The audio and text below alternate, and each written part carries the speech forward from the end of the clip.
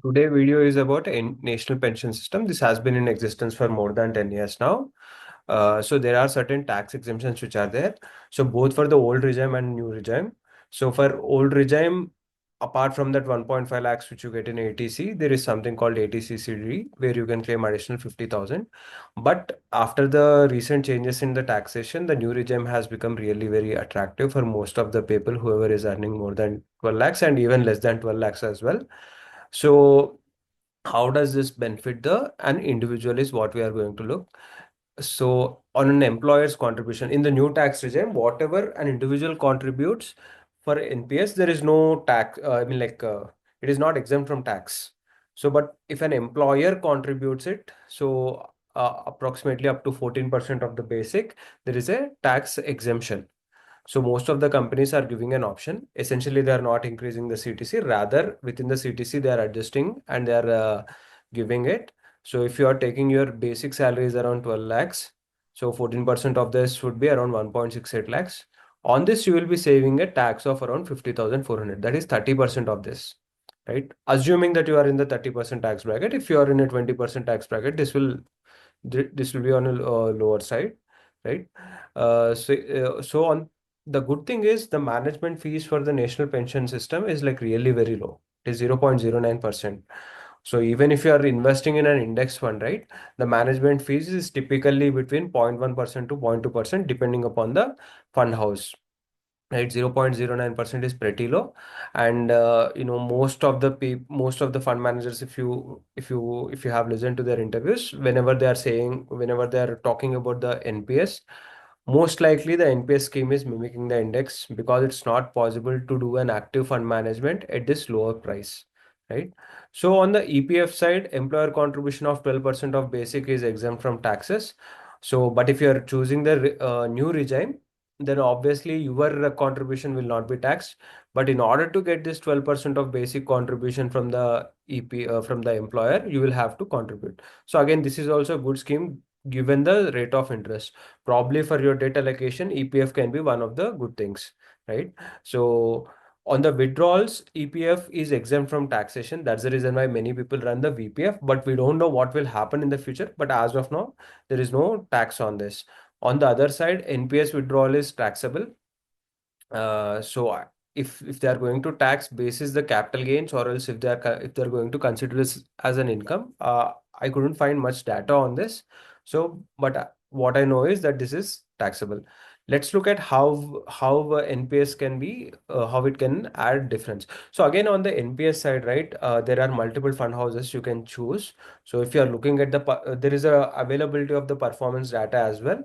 But again, since inception, every fund was in inception time is different. So it may not be the exact comparison, but you can see that if you are comparing with the index from the given time onwards, you will understand how these funds have performed. So what an NPS does, this is an active scheme. So in the active scheme, the maximum allocation it allows is up to 75% into equity. Then corporate bonds and government bonds are there. Again, here the minimal amount has to be 10% each, and there is something called AIF where the fund can invest in the REITs, InvITs, and even the other assets as well. So these minimum is 10%, and here the minimum is 5%. So here the minimum would be around 50%, right? Uh, so here up to age of 50, if you are somebody who wants to invest the most into the equity up to the age of 50, the scheme allows you to invest up to 75% in the equity. That's the maximum. So by age of 60, the maximum it allows you to invest in the equity would be 50%. So for corporate bonds, I have just taken it as 10%, but it can be more. You can reduce the government bonds as well. So just to give you a comparison, I have done this. Right. Again, apart from these active schemes, there are certain passive schemes where there are three types. One is the aggressive one is moderate, and one is easy. I mean, like a bit passive. What do we say? Conservative one. So you can choose the three options, and accordingly, they will make the rebalancing as well. So let's see how it benefits, right? Before 60 and after 60, because after 60, once you retire, there is an option to take 50% of the funds which you invest from the NPS. I will tell you how it works. right? Say for example, this one I have taken it as 12 lakhs basic per annum, and I have assumed that the salary is growing by 10%. The basic is growing by 10%. Obviously, after certain base, we will not be having the 10% kind of growth on the salaries. It will be slightly lesser. So so I have just assumed it as a calculation from the age of 30 to 60 is what I have calculated. And again, here what I have done is I have looked at the equity funds, whereas the equity fund at the level, this is 75%. And then the corporate bond level, I have taken the same 10%, and here 15%. So like whenever the age is increasing, I have made these changes here accordingly. Let's say at the age of 60, so it is only 50% is the maximum that is allowed, right? So that way I have made the changes. And accordingly, what I have done is like I have taken the what are the returns which each of this asset offers.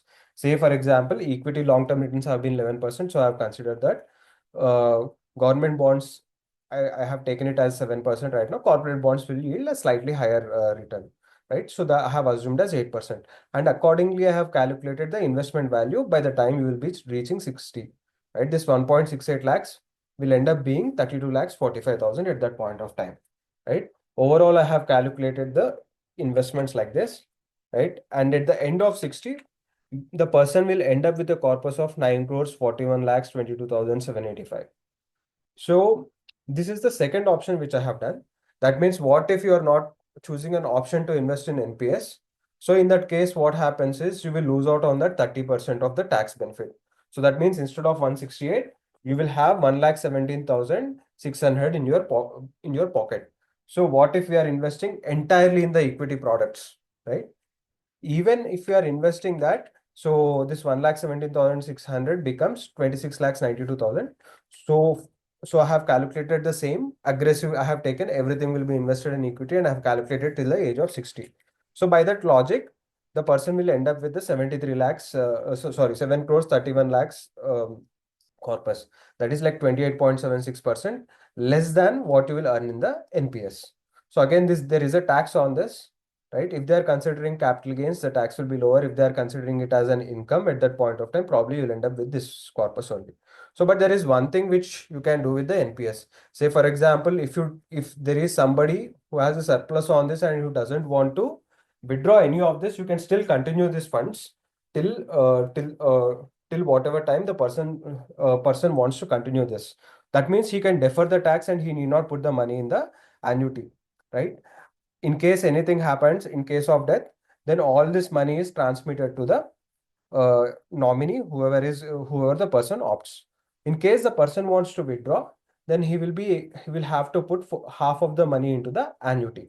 Let's see the annuity options which we are having right now.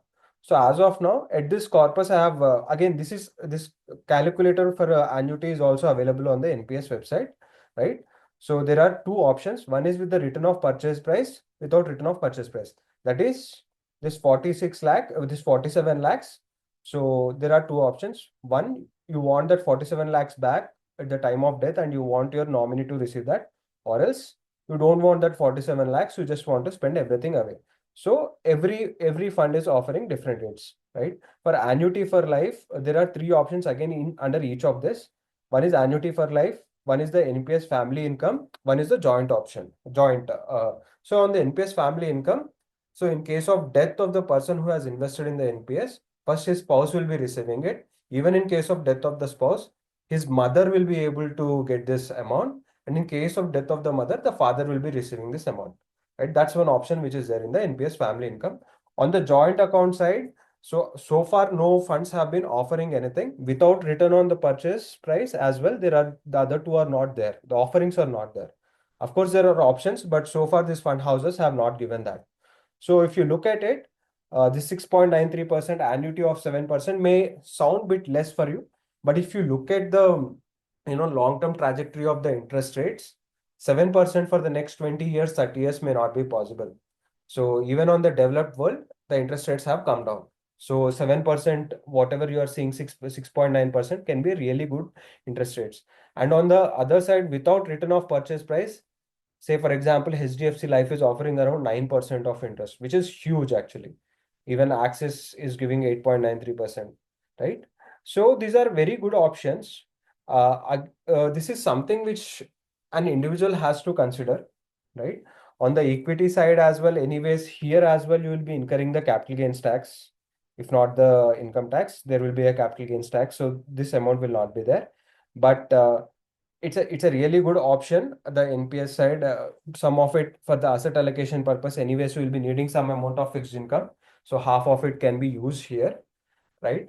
And the other thing is there is another tier. This tier one is only the retirement account. Tier two, if somebody doesn't want to do all this stuff and somebody just wants to have a goal calculator and asset allocation, which has to be automatically done, NPS offers that, right? NPS has been a really very good scheme. And if you look at the returns as well, the returns have been good, the past returns, right? Again, they were mimicking the nominal GDP growth. That means they are pretty much following the index. So this video is for an educational purpose only. It is neither a recommendation for you to buy nor the sell the asset class in discussion. Thank you.